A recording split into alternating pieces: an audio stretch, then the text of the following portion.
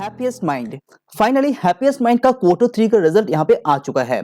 तो डिटेल्स में हम लोग जानेंगे क्वार्टर 3 का रिजल्ट कैसा रहा, साथ ही साथ जानेंगे कंपनी का एट्रिशन रेशियो कैसा है, टोटल स्टाफ कितना जोड़ा है कंपनी के साथ, टोटल क्लाइंट कितना इंक्रीज किया है और कितना डिक्रीज किया है, मार्जिन के अंदर दबाव कैसा रहा, कंपनी का रेवेन्यू ग्रोथ किस तरह से रहा। तो डिटेल्स के बारे में जानेंगे हैप्पीएस्ट माइंड के बारे में। तो चलिए शुरू करते हैं।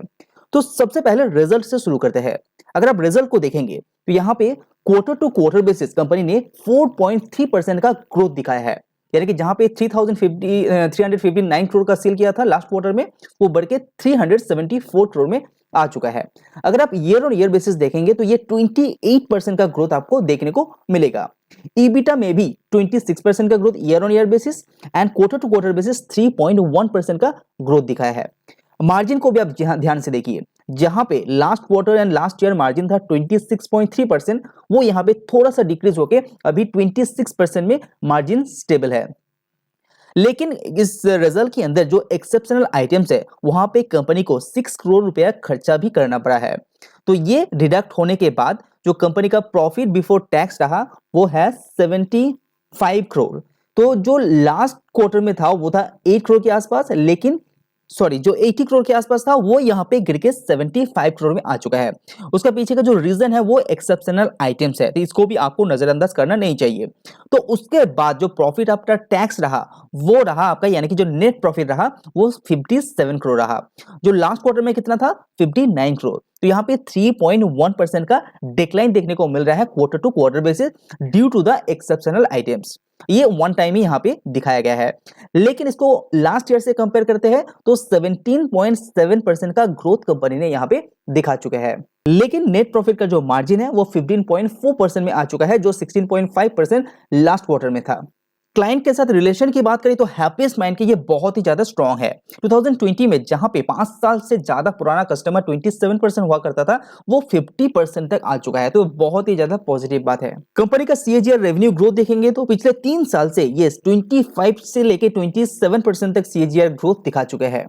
अगर कंपनी का ईबिटा देखेंगे तो ये 61% की रेशियो के दौर से ये ग्रो कर रहा है। अभी थोड़ा एट्रिशन रेशियो को भी समझते हैं। लास्ट क्वार्टर में जो एट्रिशन रेशियो था वो 23.5% था, वो गिर के 20.9% में आ चुका है, जो पॉजिटिव बात है हैप्पीएस्ट माइंड के लिए, क्योंकि एट्रिशन रेशियो यहाँ पे गिर चुका है। हैप्पीएस्ट माइंड के अंदर नंबर ऑफ स्टाफ को भी थोड़ा सा समझ लेते हैं।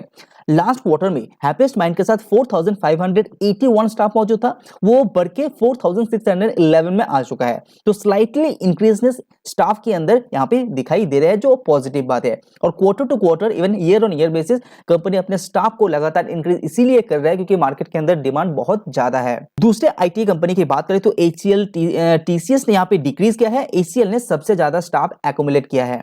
अभी बात करते हैं कि इंपॉर्टेंट पैरामीटर जो हैप्पीएस्ट माइंड के लिए बहुत ज्यादा इंपॉर्टेंट है, जैसे कि क्वार्टर 3 2023 तक कंपनी के पास जो $1 मिलियन कस्टमर है वो 40 था। लास्ट क्वार्टर में 40 था, अभी भी ये 40 में ही मौजूद है। अगर आप डिपेंडेंस की बात करें तो टॉप 20 क्लाइंट से कंपनी 57.9% रेवेन्यू कमाता है और नंबर 1 क्लाइंट से कंपनी 12.8% रेवेन्यू कमाता है, जो इसको कम करने की कोशिश कर रहे हैं, जो बेनिफिट साबित होगा हैप्पीएस्ट माइंड के लिए। ज्यादा डिपेंडेंसी नंबर ऑफ क्लाइंट के ऊपर कम रहना सबसे ज्यादा अच्छा होता है, यानी कि कोई भी क्लाइंट के ऊपर ज्यादा डिपेंड रहना बहुत ज्यादा नेगेटिव साबित हो सकता है लॉन्ग टर्म के हिसाब से। हैप्पीएस्ट माइंड के अंदर जो एक नेगेटिव बात है वो है कंपनी के जो बिजनेस डिपेंडेंसी यानी कि रेवेन्यू डिपेंडेंसी, क्योंकि अमेरिका से कंपनी 67% रेवेन्यू कमाता है, जो कंपनी के लिए एक नेगेटिव पॉइंट साबित हो रहा है। इसीलिए कंपनी का शेयर प्राइस के ऊपर उतना मूवमेंट आपको देखने को नहीं मिल रहा है। तो हैप्पीएस्ट माइंड के अंदर क्लाइंट बेस यानी कि जो टॉप क्लाइंट है, तो $1 मिलियन कस्टमर का जो नंबर था वो 40 था, वो अभी भी 40 है। लेकिन जो टोटल नंबर ऑफ कस्टमर है वहां पे कंपनी ने 4 नया कस्टमर जोड़ा है, यानी कि लास्ट क्वार्टर में 226 क्लाइंट था, वो बढ़ के 230 तक पहुंच गया है, यानी कि 4 client with in this quarter happiest mind ने जोड़ा है। तो हैप्पीएस्ट माइंड पिछले कई सालों से बहुत ही बेहतरीन प्रदर्शन दे रहे हैं, लेकिन मार्जिन के अंदर थोड़ा सा दबाव है, ये सच बात है। लेकिन आगे आने वाले सालों के लिए मैनेजमेंट का कहना है कि 25 से लेकर 26 मार्जिन ये स्टेबल रहेगा। तो अगर आपके पोर्टफोलियो के अंदर हैप्पीएस्ट माइंड के शेयर है तो प्लीज इसको होल्ड कीजिए, क्योंकि फ्यूचर प्रोजेक्शन भी बहुत ज्यादा स्ट्रांग है। कंपनी का मैनेजमेंट यानी कि मिस्टर अशोक सोटा माइंडट्री का साथ काम कर चुके हैं और ये बहुत ही ज्यादा एक्सपीरियंस प्लेयर है, तो इसीलिए इस कंपनी के ऊपर भरोसा आप कर सकते हैं। और कंपनी लगातार अच्छा ग्रोथ दिखाई दे रहे हैं और फ्यूचर में ही ऐसा करता रहेगा, ऐसा मैनेजमेंट के द्वारा कहा गया है। तो अच्छी तरह से रिसर्च कीजिए, उसके बाद इसके अंदर होल्ड कीजिए। मैं इस चैनल के माध्यम से हर रोज सुबह स्टॉक मार्केट न्यूज अपडेट करता हूं, तो प्लीज चैनल को फॉलो कीजिए और मार्केट के अंदर अपडेट रहिए।